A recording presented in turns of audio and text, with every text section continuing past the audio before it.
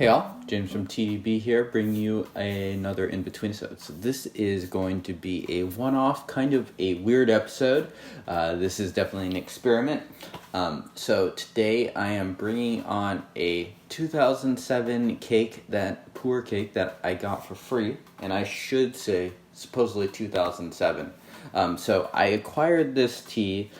Basically, my wife and I are part of a local Facebook group here that probably a lot of you have heard of, Buy Nothing.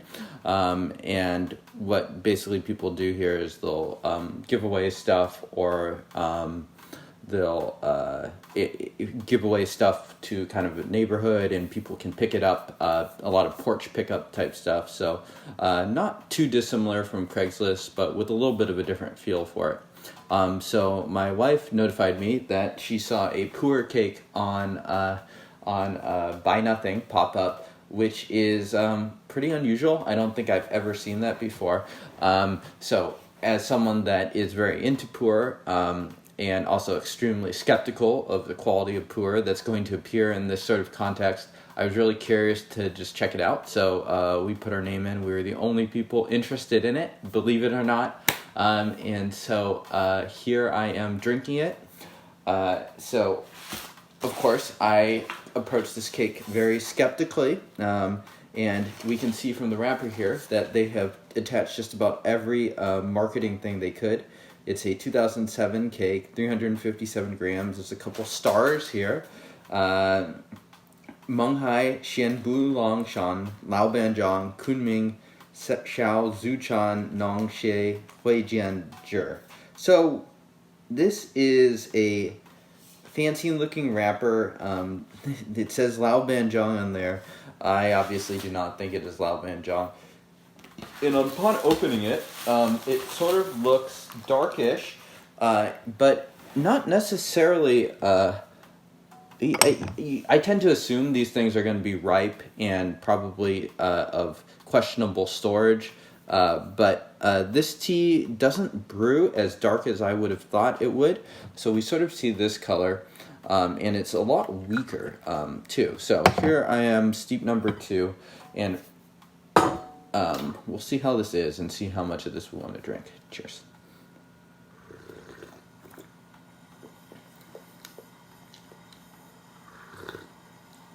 Very little flavor, just really, really weak despite the color.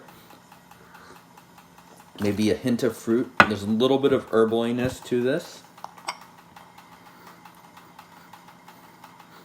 The aroma is kind of like faintly herbal, a little bit like a medicine shop, like a Chinese medicine shop, but not totally. It's also pretty weak. I do think that there's probably a good chance. I believe these people said that they got it from a friend that traveled or something like that. So probably someone went to China, brought back some souvenirs, wanted to bring this funny looking Pu'erh cake back, got allured by such a fancy wrapper. I doubt it was very expensive, but it does feel like it could be a little bit dried out. I know Marshall has talked in the past about some bad tea that he's had that that was basically brewed out leaves that were then dried out and pressed again. Would not shock me if that's the case here either. It's just really weak in a way that's really just thin and pretty uninteresting. So kind of the same aroma, just a little bit enhanced. It's brewing up definitely sort of a ripe color. It's not really stanky in the sense that you would think that like something that's like been really like basically stored in a bathtub is. So it doesn't sketch me out in that way, which was something that I was slightly worried about. And for just comparison's sake, I'm going to brew up a normal ripe that I was drinking this morning, the 2019 Yunnan Sourcing Banzhang ripe, which is just a perfectly fine ripe, pretty ordinary. So just going to compare these real fast. So that was a bit of a little faster brew than I would normally do, but I want to just let this cool down.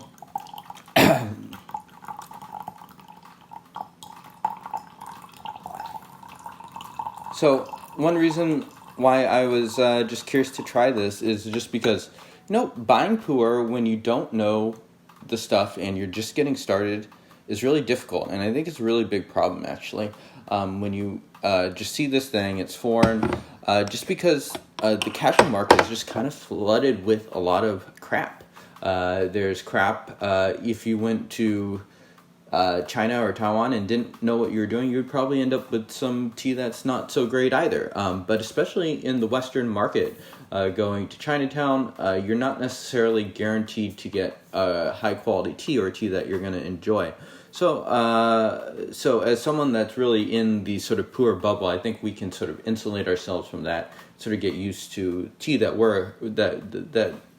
run into, and we don't run into these same sort of buying traps that other people might. So I'm just curious to see sort of these teas, and I think a lot of the times when people say they don't like Pu'erh, it's more they, especially if they're really, really new to tea, it's that they got introduced to a very poor version of Pu'erh rather than they actually don't like Pu'erh, and being introduced to a more proper version could change their perspective. All right, so these colors are looking very, very similar. So this is the Sketchy 2007 cake, and this one is the Ripe from Yunnan Sourcing. Cheers.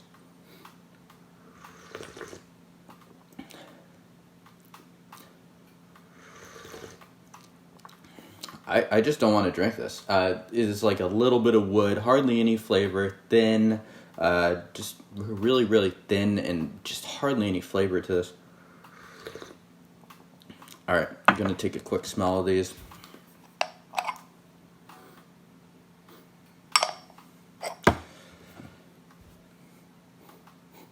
Yunnan Sourcing Ripe smells like Ripe does. It's woody. There's definitely more of an aroma going on to it than this other tea.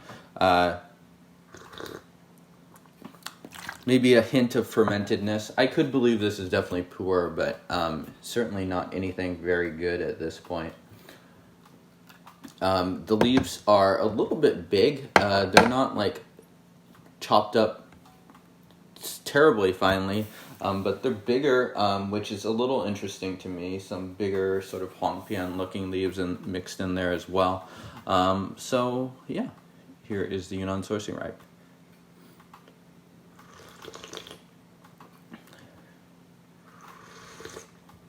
There really is just no comparison. The Yunnan Sourcing Ripe is sweet, there's body, there's actual flavor to it. It's just good.